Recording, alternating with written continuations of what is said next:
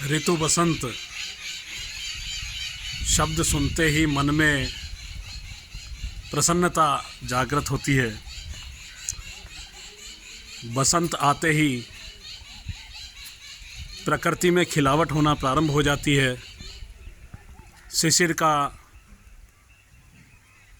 प्रकोप समाप्त होने लगता है। शिशिर ऋतु समाप्त होने को होती है और वसंत प्रवेश कर रहा होता है। वर्ष में 6 ऋतुएं होती है, जिनमें से वसंत, ग्रीष्म, वर्षा, शरद, हेमंत और शिशिर। शिशिर में अत्यधिक सर्दी के बाद प्रकृति में जब बसंत आता है तो पक्षी कलरव करना प्रारंभ करते हैं। कोयल सूचना देती है बसंत आ गया है। बसंत ऋतुराज हैं। बसंत आते ही सब प्रकृति में नव चेतना की जागृति होती है। नए पत्ते प्रकृति में आने लगते हैं। पेड़ों पे नए पत्ते आने लगते हैं। फूल खिलने लगते हैं। कई प्रकार के सरसों के फूल अपनी पूर्णता को लिए हुए पीले वर्ण में दिखाई देते हैं। फसल पकने के लिए तैयार होती है। मधुमाधव मास को विशेष बताया गया है। वसंत में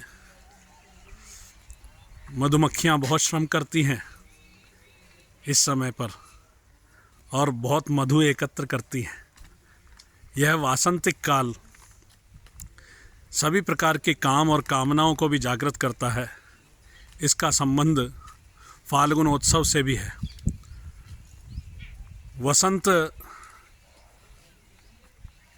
के बारे में भगवान कृष्ण ने स्वयं गीता में कहा है, ऋतुनाम कुसुमाकरः, अर्थात ऋतुओं में मैं कुसुमाकर हूँ। कुसुमाकर का अर्थ है जो पुष्पों को पल्लवित करे, पुष्पों को प्रकट करे, उसे कुसुमाकर कहते हैं। ऐसी ऋतु बहुत ही श्रेष्ठ होती है। यह एक समय जब भगवान शिव समाधि में थे तो कामदेव ने इस ऋतु को उत्पन्न किया, क्योंकि भगवान के समाधि ले लेने से भगवान का विवाह नहीं हो पाएगा और उनके विवाह के उनके पुत्र के बिना असुर का वध नहीं होगा। इसलिए कामदेव को सभी देवताओं ने मिलकर के और भगवान शिव को समाधि से जगाने के लिए जब कहा, तब कामदेव ने इस वसंत ऋतु को प्रकट किया और इस ऋतु को प्रकट करके भगवान शिव पर काम ने 5 बाण चलाए। यह 5 बाण ही शब्द, स्पर्श, रूप, रस और गंध। बसंत में देखोगे तो आप ये सब चलने लगते हैं। कोयल बोलने लगती है। प्रकृति नाचने गाने लगती है। ऋतु का ही बड़ा महत्व है जीवन में, क्योंकि ऋतु का अर्थ है ऋत से संबंध है। ऋत का अर्थ रिदम से है। एक रिदम होती है जिसके अंदर सब चल रहे होते हैं। उस रिदम को तोड़ते ही वह स्वयं टूट जाएगा, क्योंकि वह परमात्मा और प्रकृति की बनाई हुई रिदम है, वह ऋत है। और उस ऋत के बाद ही सत्य प्रकट होता है। इसलिए सभी जानते हैं, सभी सुनते भी हैं, धीरे धीरे रे मना धीरे सब कुछ होए, माली सींचे सौगड़ा, ऋतु आए फल होए। तो यह ऋतु का ही खेल है सारा। ऋतु चक्र का बड़ा महत्व है जीवन काल में। इसलिए हमें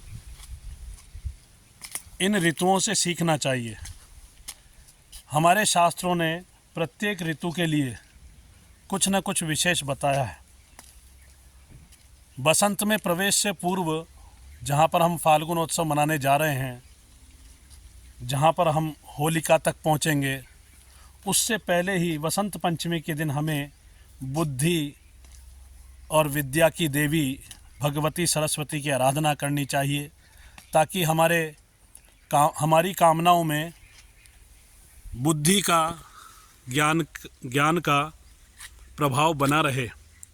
अज्ञानतावश हम कामनाएं नहीं करें, बिना बुद्धि के हम कामनाएं नहीं करें। हम वही कामनाएं करें जिनमें श्री की उपस्थिति हो, जिनमें सुख समृद्धि की वृद्धि हो, ऐसी कामनाएं करें। इसीलिए वसंत के आने से पूर्व माघ शुक्ला पंचमी को वसंत पंचमी भी मनाई जाती है। वसंत ऋतु में जहाँ पर पीले का वर्णन आता है, कारण यह है कि सूर्य का ताप बढ़ने वाला है और पीला रंग प्रकाश को परावर्तित करता है। प्रत्येक ऋतु के लिए कुछ विशेष कहा गया है। जैसे शारदीय में लाल रंग का महत्व है, वैसे ही वसंत में पीले का महत्व है। इस ताप का भी बड़ा खेल है। टेम्परेचर बड़ा महत्वपूर्ण होता है। जीव जंतुओं में भी चेतना आने लगती है। पूरी प्रकृति में ही चेतना आने लगती है। तो यह सब वसंत ऋतु के आने पर जीवन में होता है। जय श्री राम।